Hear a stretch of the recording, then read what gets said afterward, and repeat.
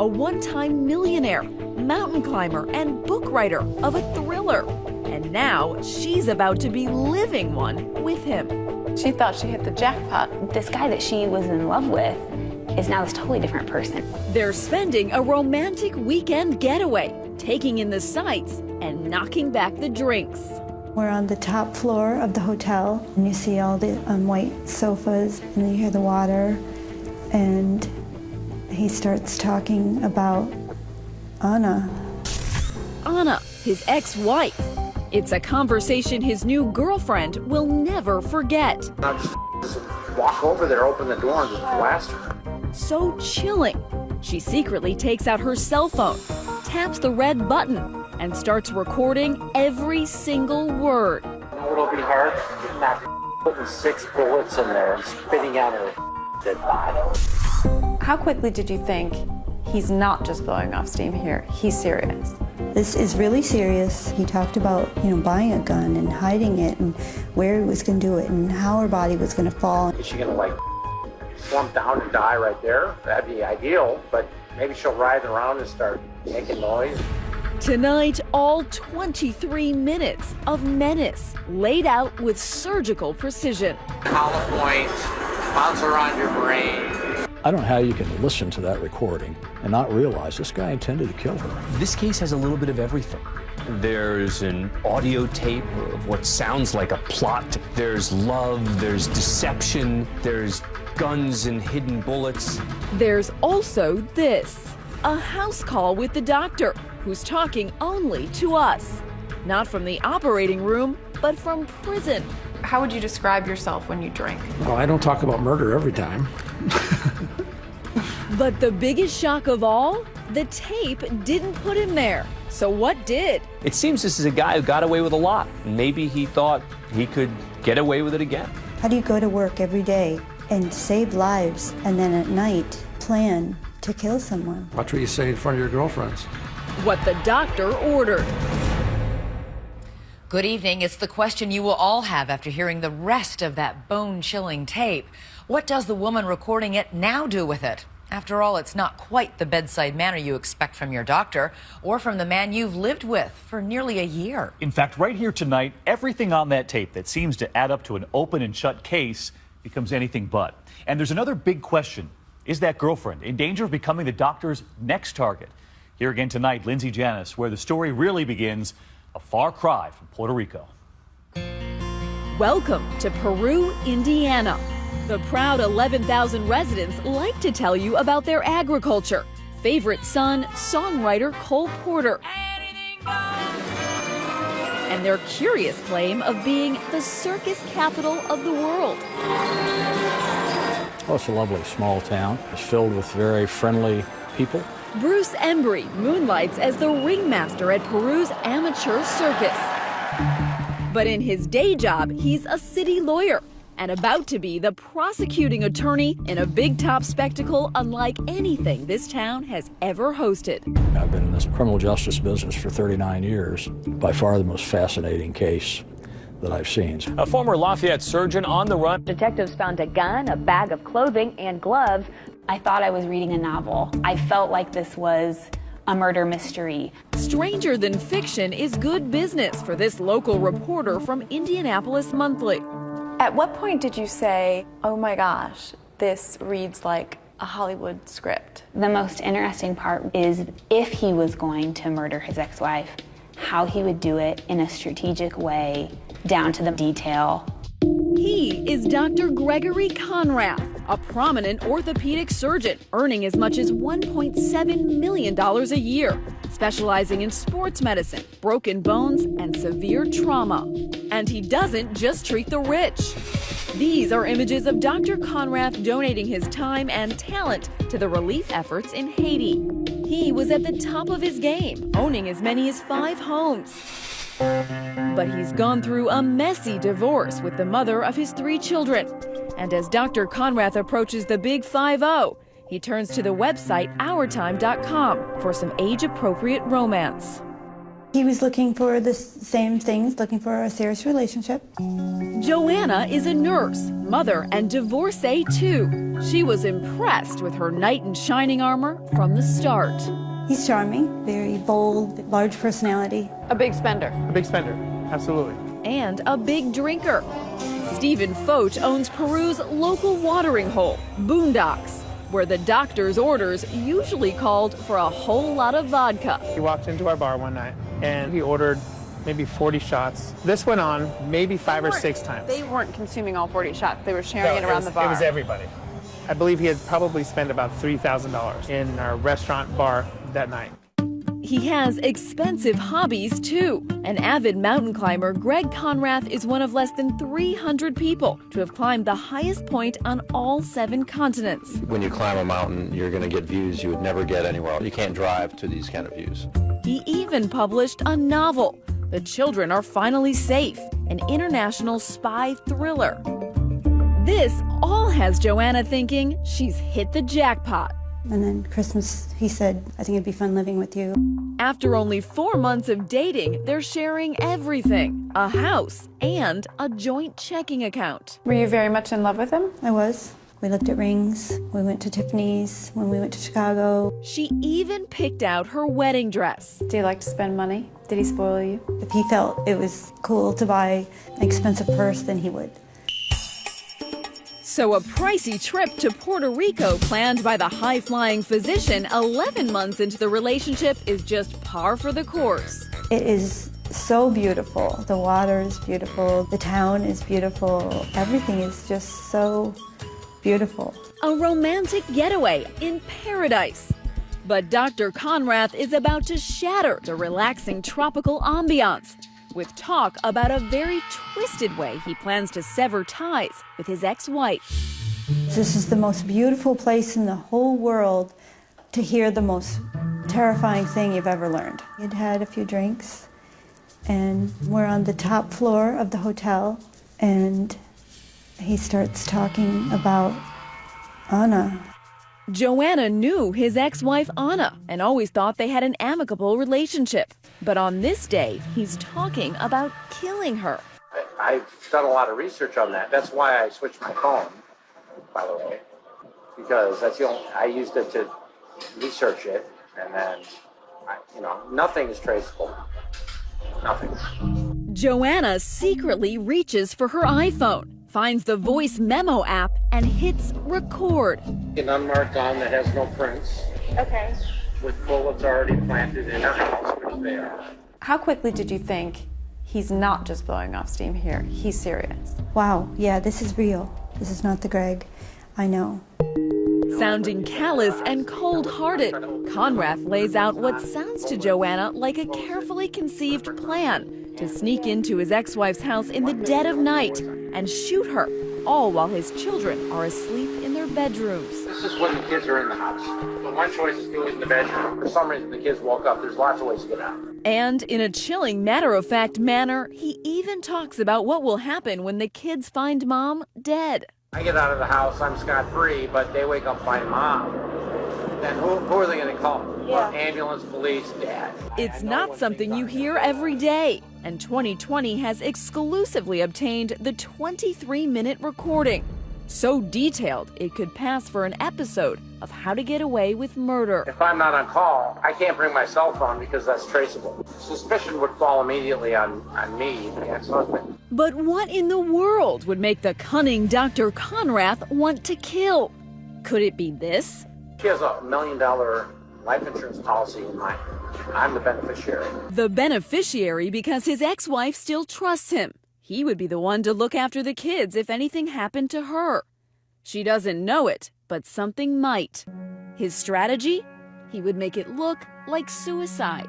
Because she shoots herself in the head.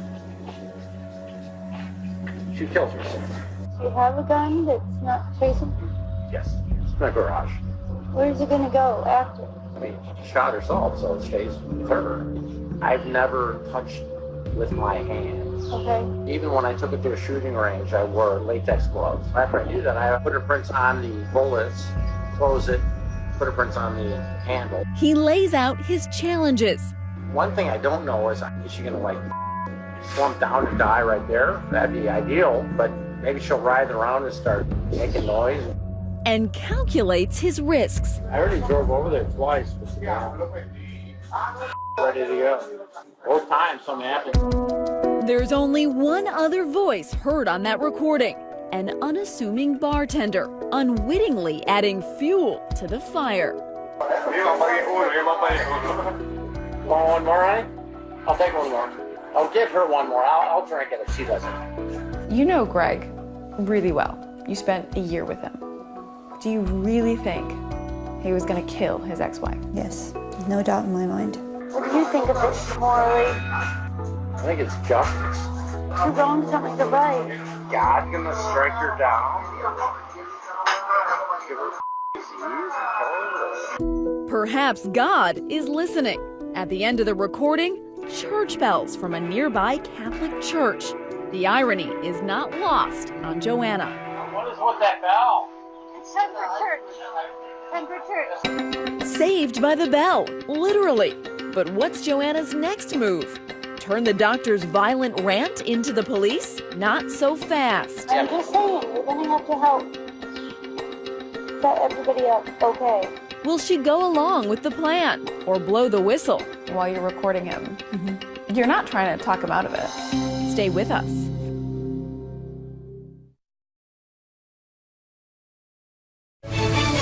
"2020 continues with What the Doctor Ordered. Once again, Lindsay Janis. 11 months into a whirlwind romance, Joanna and her boyfriend, Dr. Greg Conrath, are on vacation in sunny Puerto Rico. But the trauma surgeon reveals he could be planning a traumatic event of his own. Hollow points, bounce around your brain. What?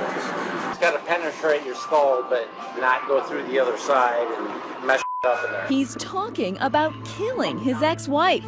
23 minutes of grisly detail, all captured on a dramatic iPhone recording courtesy of his girlfriend Joanna. What was going through your mind when you decided to press that record button? I didn't want him to kill the mother of his children. Did he act like he was confiding in you? He wanted to tell me because he wanted me to tell the police that he was home with me so that I would be his alibi. Conrath is so cavalier, he's even prepared to get caught. If I get caught, I can do the time. I've lived a full life. I'm a tough guy. While you're recording him, you're not trying to talk him out of it. You're just, in shock? But when she finally snaps out of her shock, Joanna doesn't sound so concerned for the mother of those kids. She sounds more concerned for herself. You're gonna have to start leaving money. Why? You don't care about me? Yes, honey. Then what'd you say why for? I'm just saying, you're gonna have to help set everybody up, okay? I can't I wish I could set you up okay. I can't do that. And then a strange question that will even confuse Conrath. You get married before? Are you crazy? I always want to get married before that. And that's all thinking of you. That whole comment is thinking of you. All right, not me. It'll give you something to hang on to. When you said to him, should we get married? What did you mean by that? I started asking questions because I needed to know whether it was real or not. You sounded very upset that he hadn't thought about you and how he was going to look after you financially. Well, of course, because I thought we were in a relationship, and then I come to find out that he's made a whole plan of his life somewhere else. Somewhere else with someone else. Turns out Conrath is married. Meet Cynthia Salazar, who lives outside Cabo San Lucas, Mexico. She's the doctor's current wife. When did you find out about the wife in Mexico? On the trip in Puerto Rico. They had been texting almost daily. Dr. Conrath is apparently full of surprises on this vacation. And Joanna suspects after he's done the deed, he's moving on to the missus in Mexico. So all this time you were dating him, almost a year, he had a wife. I figured that's where he would go after he killed Anna, because he'd been sending money to Cynthia. Talk about leading a double, make that triple life. Still, Joanna just wants to know where all this leaves her. So do you have a plan for me and Cynthia? Cynthia's fine. Okay, and? I'm talking to you. Nobody else knows this. Nobody. I said, do you have a plan for me and Cynthia as well? And you said Cynthia is fine, so that means you must have a plan for me too. You kidding me? Like that? Cynthia's fine. She doesn't need anyone to take care of her. She's got $140,000 of my money. A full life, family, and stuff like that. I can't do that for you right now. You want me to wait? I don't want you to do anything. I don't need your help. I planned this out as something I would do by myself.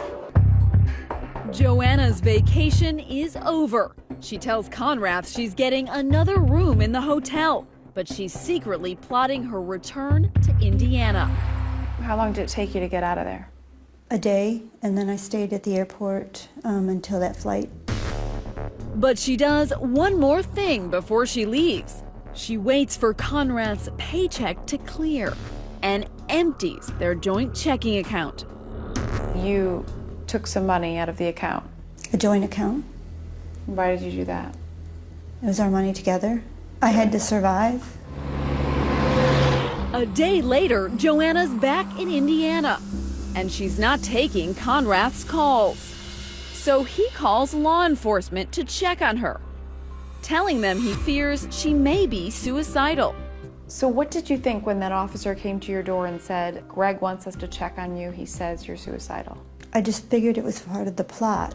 When she hears suicidal, Joanna wonders if she's Conrath's new target. So she tells the officer what's really going on. Did you then share the recording with her? I did. And then her partner came in, and then they listened to it. Detective Sergeant Mike Rogers can't believe his ears. Couldn't this just been a guy blowing off steam, talking about his ex-wife like a lot of guys do? That's always a possibility, but I thought we needed to go a little further with the investigation. And you told me that that recording was Greg Conrath's voice, is that correct? Yes. Whether out of conscience, revenge, or fear, Conrath's confidant is now ready to spill the beans. When we return, the trauma surgeon is back from the beach and about to go into the box with Detective Rogers. What's the red light for? It's recording. Oh, okay. And has even more bombs to drop. I used a knife. I tried to stab myself and hit my heart. And later, Dr. Conrath on tape again. This time, hours. When 2020 continues. Comfortable? Yeah.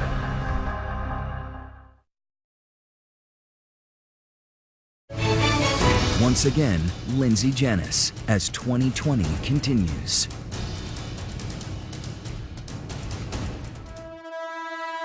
Joanna's just turned in her boyfriend, 49-year-old Greg Conrath, doctor and divorcee, with that incriminating recording about how he would kill his ex-wife.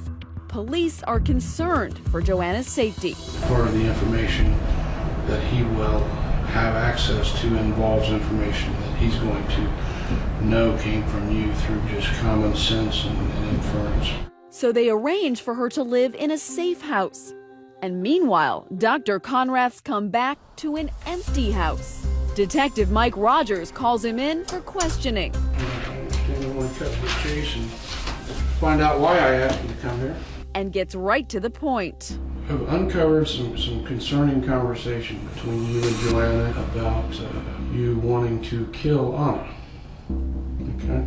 I'm here to get your side of the story. And Conrath is happy to spin his own yarn. There's a difference between, like, ranting about my ex-wife, or, I'm sure she does the same thing about me. Sure, we're friends. But if they're actually saying, yeah, I'm seriously, thinking about somehow killing her, then yeah, that's obviously a different issue. Those are the things that I want to get into. I mean, I think we can talk until we get to a point. If you want to keep talking and then we need to get an attorney, then yeah, we have to wait and get an attorney. And I can't afford one. I have $60 to my name right now because Joanna took all my money. And that's the first hint this successful Indiana surgeon who was once raking in $1.7 million a year has hit the skids, personally and financially. I had some issues with my ex-wife, although she's going to move the kids to Chicago, and they're very unhappy about that.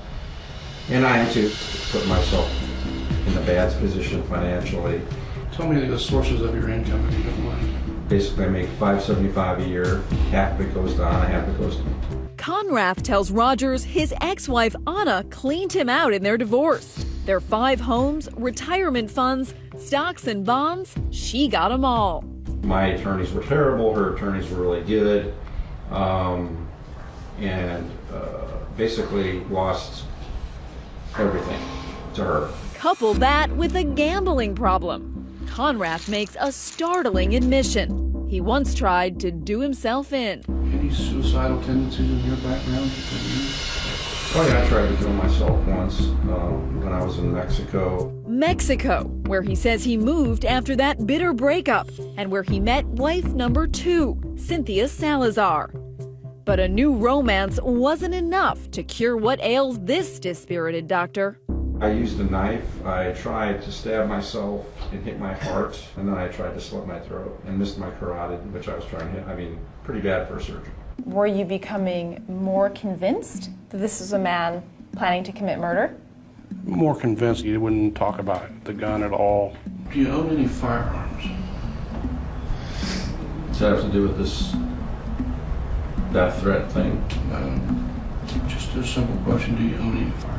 Yeah, I want an attorney for that one. Finally, the ever-talkative Dr. Conrath realizes it's time to clam up. And as hours pass, the cops may have a motive, but still don't have a crime. Well, at this point, you're free to go. Detective Rogers will search this humble rental home Conrath and Joanna were sharing. And in the garage, they hit pay dirt. This is a photograph of the garage. The gun was actually located in this bag. And we found everything he said he had laid out in that house. Prosecutor Bruce Embry says the physical evidence is a turning point in the investigation. There's a set of scrubs and a set of sweats in the area, which is what he said he was going to wear. It all added up. And what was in his ex-wife Anna's house? She found the bullets that he said he had planted in the house. How did Anna react? When she listened to the recording, read the transcript, and then discovered the bullets in her house, she was frightened. So in your opinion, he was absolutely planning to commit murder? I was convinced at that point, and I still am, that he intended to kill his ex-wife. So we charged him with attempted murder. Conrath gets a lawyer, defense attorney Eric Honeyegger. The actual tape was his own words, and I thought there was a fairly good likelihood that the jury would convict him based on that. And to the prosecution, the case looks open and shut. A motive, a weapon, and the doctor's bone-chilling prognosis on that recording. Is she gonna slump down and die right there? That'd be ideal. But in keeping with the spirit of this strange saga, Conrath won't stand trial because he never actually acted on his words. You decided to drop those charges? Ultimately, we had to. You had to be in the vicinity with the means to commit the murder. We couldn't get the case past the judge. There's no question that in certain other states, he could have and would have been charged with attempted murder and very likely convicted. Turns out the law in Indiana states planning is not doing. Under Indiana law, it seems that's still not enough because they didn't stop him at that point where he physically could have committed the crime. So it looks as if the would-be killer Dr. Conrath is going to get off scot-free. So why is he in jail? It seems this is a guy who got away with a lot. Maybe he thought he could get away with it again. You won't believe what the self-destructive doctor does next that lands him behind bars. He may have been a brilliant surgeon, but he's not a good criminal. And what is he ready to tell us? It seemed like it was a worthwhile try at the time. I find it so hard to believe that you actually thought that. Stay with us. So before we get to that prison interview, we have 2 questions for you here tonight. First, do you think the doctor really planned to kill his wife? And do you think he should have gone on trial? Was there enough evidence? Let us know on Facebook and Twitter. Use the hashtag ABC2020. We'll be right back.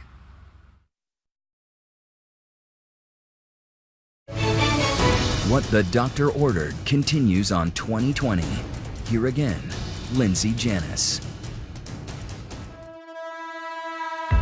Miami County Jail in Peru, Indiana. The doctor's new digs. This is him right when you arrested him the first time. Yes. 11 months later. Yes. He looks haggard. Looks like he didn't sleep in that entire 11 months. It's a different lifestyle. Dr. Greg Conrath, renowned surgeon and wealthy mountain climber, has gone from the peaks of all 7 summits to rock bottom, cuffed and shackled in an Indiana county jail, and is ready to sit down face to face with 2020. 1 second we're on this vacation in Puerto Rico talking about marriage, and then suddenly, you know, I'm arrested for attempted murder. But in a bizarre twist, it's not that infamous recording that's landed him here. He beat that rap. You have to show intent to do it, planning and preparation. That's the definition in Indiana, at least. Case law in this state looks like your best friend. Yeah. No, instead, the story of what ultimately took the doctor from green scrubs to red prison garb is a tale all its own. But to truly understand what landed him here, you have to go back to the beginning, starting with that bitter divorce with his ex-wife, Anna. She got everything. Yeah, she got everything. That make you angry? Sure, made me angry.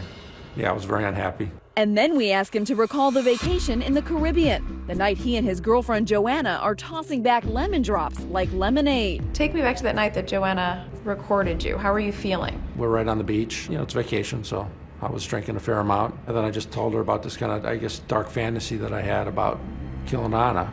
Because the person doing it's me. There's no one else that would do it. How would you describe yourself when you drink? Well, I don't talk about murder every time. I talked to her about it before when I was drinking. She seemed to, I don't know how you'd say, get off on it a little bit, I guess you could say.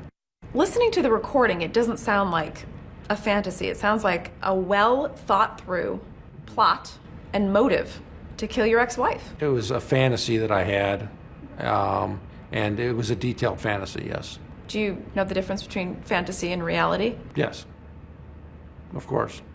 A lot of it's BS, drunken BS. But then we ask him about this part of the tape. The part when he admits he'd actually gone to his ex-wife's house, but in the 11th hour, bailed. I already drove over there twice with the guy. Ready to go. And both times something happened though. I can smell it out. I mean, I know when things aren't going to go right. Honestly, I know that part in the recording. I never put the gun in my car and drove over there to do it. Never. No. No. Why did you have that gun? Well, I bought it for, you know, why you have a gun in Indiana, for home protection, just to have a gun. Where did you get it? I bought it in from some guy in a parking lot. So. It's not where most people buy their guns. I don't know where most people buy their guns. The gun store? Okay. Get a permit? And what about those bullets? On the recording, he'd said he'd planted them in Anna's house. Did you plant bullets, hollow point bullets in that house? No, I've had bullets from when I bought the gun in the house, and I didn't take them with me when I left the house years ago. And he says with Anna having plans to move out of that house and take the kids to Chicago, he insists his plan never even had a chance. They were no longer living in that house, so, and I couldn't get in the house to do it even if I wanted to, so. But just because it wouldn't have worked doesn't mean you weren't planning on doing it. Well, like I said, it's a dark fantasy to talk about. I don't know how else to say it other than that. Isn't it a terrible coincidence for you that parts of this fantasy were actually true? There was a gun and latex gloves, change of clothing found at the house, hollow point bullets at hers. Yeah, I agree. But I mean, also I'd like to say that all that stuff is not against the law. But Dr. Conrath made no bones about the venom he felt towards Anna. In this recording, you say that killing your ex-wife would be justice. You know, when I think about the divorce, I was really on my last legs. She really stuck it to me. She didn't have to take every single thing. You hated her so much, you had a plan to kill her. And the plan, just to paraphrase, is basically for me to sneak in the house with my kids there asleep and shoot her in the head and make it look like a suicide. This is when the kids are in the house. One loud thing, might wake them up and they don't know why they woke up or what's going on or anything. And they go back to sleep. Why while your kids were asleep in the house? Well, the thought would be that if I could get in and out, that would be pretty solid proving that I wasn't there. It's an ugly recording. I'm embarrassed that I did it. I said those things. It's terrible. Terrible. You regret it? Well, yeah, of course I regret it. That's why I'm here. Well, that's not really why he's here. When the attempted murder charge was dropped, Conrath was released from county jail as part of a plea deal. I thought it was reasonable at that point. I thought it was a reasonable offer. But the offer came with one very clear condition: absolutely no contact with his ex-wife Anna or his former girlfriend Joanna, a rule Conrath would violate even before his release.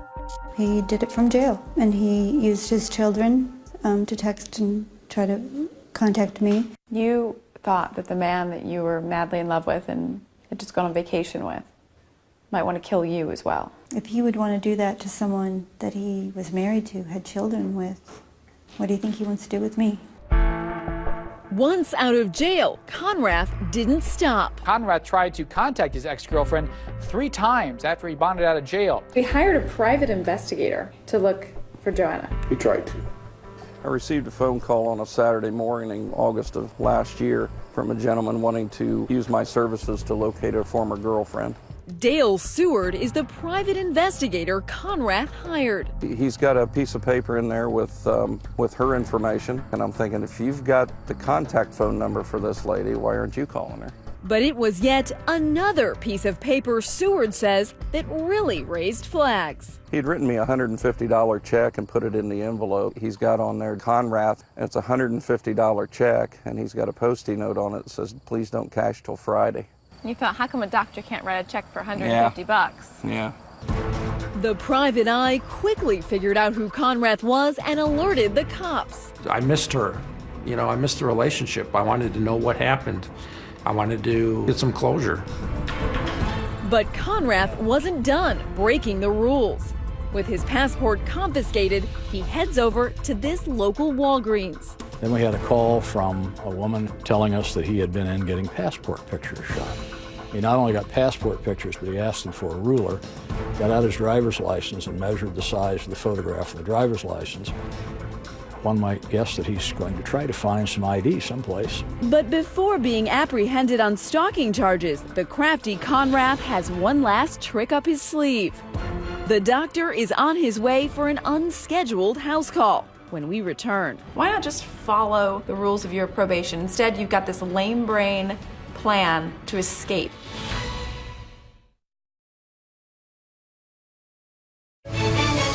Once again on 2020, Lindsay Janis and What the Doctor Ordered. Dr. Greg Conrath is a man on the run. After violating no contact orders and purchasing photos for a passport he's not allowed to have, he's gone missing. My prediction was he would be in Mexico within 30 days of being released. He surprised me. He tried it in 14 days. He had a wife in Mexico, and a substantial amount of money had been forwarded to her prior to his arrest. Cynthia's fine. She doesn't need anyone to take care of her. She's got $140,000 of my money. The disgraced surgeon was supposed to be on home detention when he recklessly cuts off his ankle monitor and leaves it on the side of the road. A former Lafayette surgeon on the run. Conrath is traveling alone, and for a man who says he likes to fantasize, he didn't conjure up a very good escape plan. So he cuts his bracelet off there, and when's the next point that you pick him up? I start getting information that he's over around Western Illinois, Missouri area. There's a Wendy's. Conrath's debit card pings at the fast food joint. Surely he should have known that you could track him. Yeah, you would think so. And he uses his cell phone, which leaves a digital footprint. We tracked him through Kansas City area, then continuing south and west along I-40 through the New Mexico-Arizona border. He was then arrested tonight, just a mile outside of Flagstaff. Another, half a day, and he would have been in Mexico? Probably. In his car, 40 pairs of shoes and just about everything he owns. Kitchen utensils, pots, pans. The jig is up. Conrath pleaded guilty to stalking charges and fleeing. And despite beating that attempted murder rap, just weeks ago, he was sentenced to 10 years in state prison. He could be out in 6. Getting a 10-year sentence for stalking, especially doing what I did, which was very benign, is pretty extreme. That's extreme. Sounds like you're feeling sorry for yourself. I think I was treated unfairly, yes. I think the judge and a lot of people did not forget about the attempted murder charge like you should, because it's dropped. I think that's colored the judge's determination of how much time I should have, as well as the prosecutor. If it was just a stalking charge, doing what I did, I mean, you know, most people would go on probation for a year. You might say he got off easy. Remember his boasting on that recording? Honestly, I could suck up 30 years of jail time in Indiana. I can do the time. Still think you can do hard time? I'm actually looking forward to going to prison. It's a lot easier to do your time in prison than in a county jail. There's a lot more to do. You gonna write another novel? I've thought about writing a sequel to the one I wrote already, or maybe something about my life, I don't know. A New York Times bestseller? More like a sad commentary. You know, my career as an orthopedic surgeon is ruined. Never going to do that again. How do you reconcile that man doing charitable work in Haiti, operating on victims there, and the man in jail right now? What I do is I'm a doctor, I take care of people, and if I said some stupid things, then, I mean, I'm paying for it. The fallout from Dr. Conrath's misfortune leaves a trail of broken hearts. There's that other Mrs. Conrath in Mexico. What was that all about? Oh, well, a woman I met down there, and we got married. I mean, Fell in love and just got married? yeah, pretty much. You're still married? Yes. Officially, yes. Since this happened, that's been on hold. But I don't know if she's going to wait for me for 5 or 6 years. And then there's Joanna, who had wedding